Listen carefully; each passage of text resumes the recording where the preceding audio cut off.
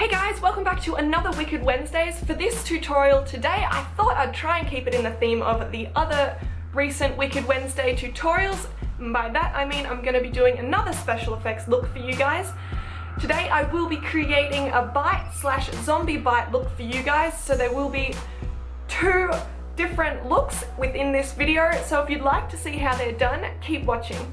And for those of you who watched my last Miss A haul video, if you were interested, I am wearing the brow palette at the moment. I'm wearing the number 3 one. So I just thought I'd let you know that's what it looks like if you were interested in possibly purchasing it. I am reasonably happy with it. Anyway guys, to get started today, you are gonna need some Vaseline, some adhesive of some kind. I am just using Prozade. You could use latex or spirit gum as well. I just find I much prefer Prozade. You will need some form of blood. I am using the Ben Nye Fresh Scab blood. You could use the thick blood. Any blood will do, just whatever you can get your hands on. I will also be using some sculpting tools, which look like this. Just some clay sculpting tools. I will of course be using my Ben Nye Nose and Scar Wax. If you can get your hands on some of this, this is one of my favorite things to work with for simple and effective special effects cuts. I will also be covering veining in this video, just very briefly to complete my look. So for this you will need quite a reasonably small brush, just like that. It does help to create the flawless look. I will also be using the Vein Blood alcohol activated palette from European Body Arts. So for that you do also need some 99% alcohol to activate the palette. So get your hands on some of that. I'm not saying go out and buy an alcohol activated palette, as they are quite expensive. You could probably complete this look with maybe some lipstick. I don't know, I haven't tried it with anything else, so you do not have to add the veining for this, but I will be showing you how to do it also. So let's get started guys. I did also forget to mention you will want these two sponges. You should have seen them in some of my other tutorials. These are just to create some textures on the, oh, I'm dropping it, some textures on the skin, or the scar wax, to make it look a lot more realistic and like skin. So if you can't get your hands on some of these, you probably could draw them by hand, but it is a lot easier just to have something that you can scratch over the scar wax. So let's get started guys. Okay guys, to get started, I will apologize to begin with because this is one very dirty board, but you will want your hand to be nice and clean.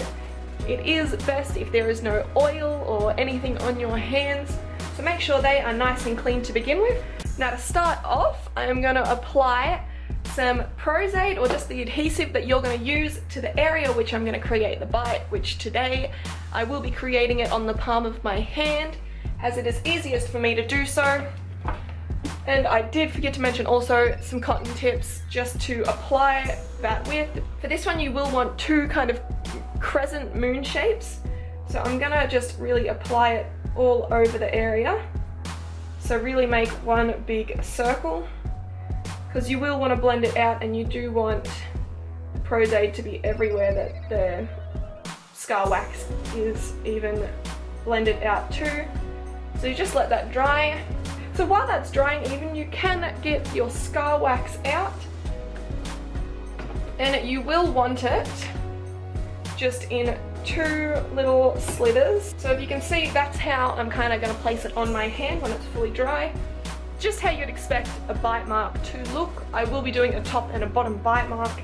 Okay, so now that the Prozade is dry, I will be just placing the scar wax onto where I think it should go. Now before you go pushing down the edges, you can just reposition it into where you think it should go.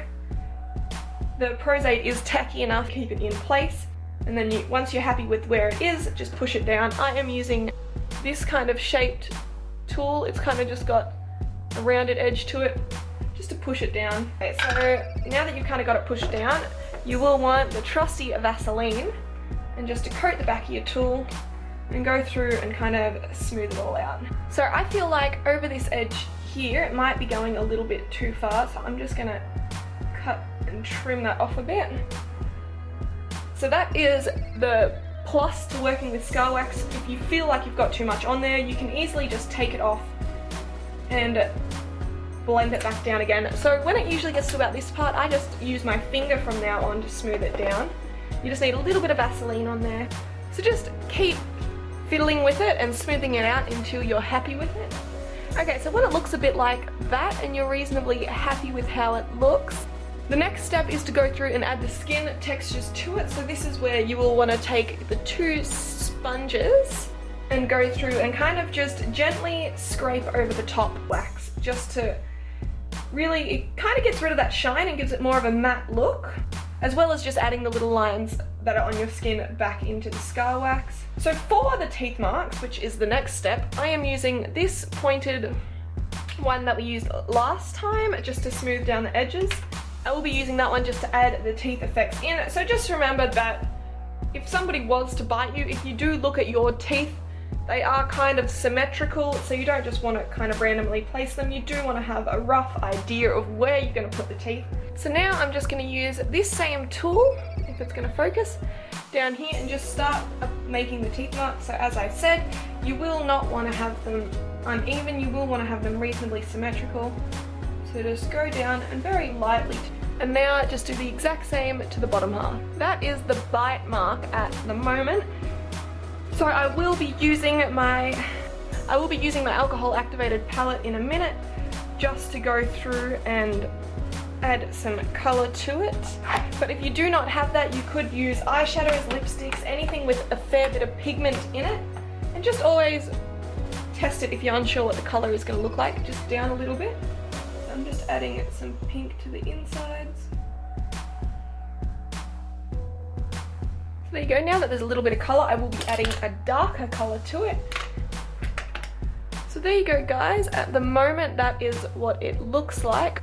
So of course, any bite will be a little bit tender around the outside. So I will be going in with this pink again and just really diluting it and slightly dabbing it around the side.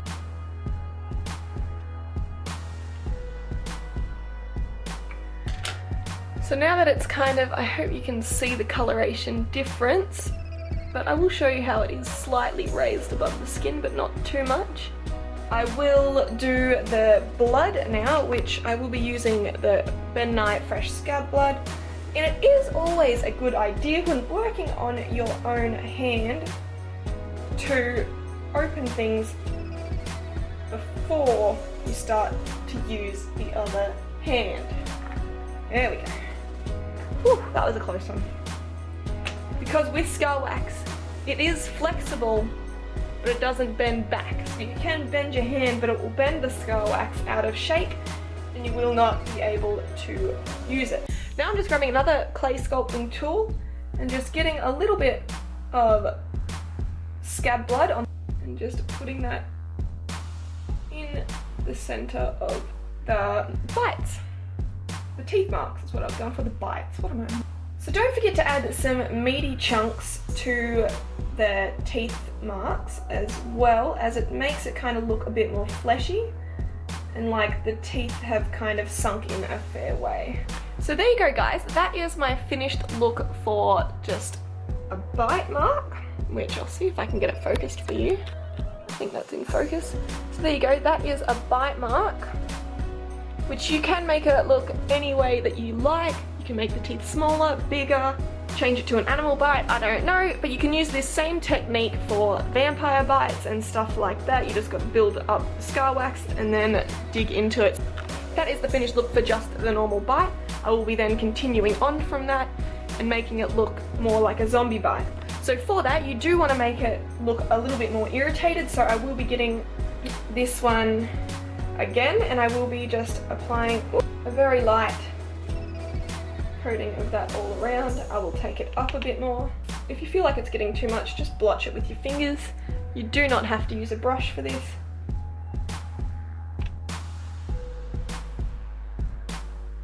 Hopefully you can see the difference there. I have put more pink around it and made the skin look a little bit more irritated, but now I will get into the veining part of it, and for that I think I will try and zoom it up closer so you can see. So I will move all the brushes And for this I am using the deep red veining colour. For veining, you just want to do really erratic and kind of jiggly lines.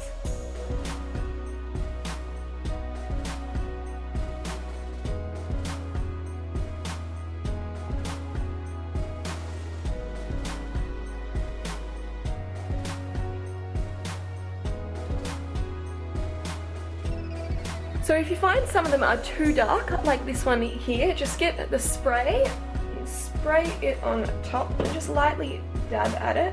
So there you go guys, that is the finished zombie look. There you go guys, that is my finished zombie bite tutorial. I hope you enjoyed watching it as much as I did doing it for you. This look is perfect for a simple Halloween look. It is fairly minimal in the amount of products you use. You do not have to use an alcohol activated skin colored palette for this. That is just what I have handy and find the easiest to use. And I would recommend getting your hands on some scar wax and some fake blood, as it is essential to this look to have those.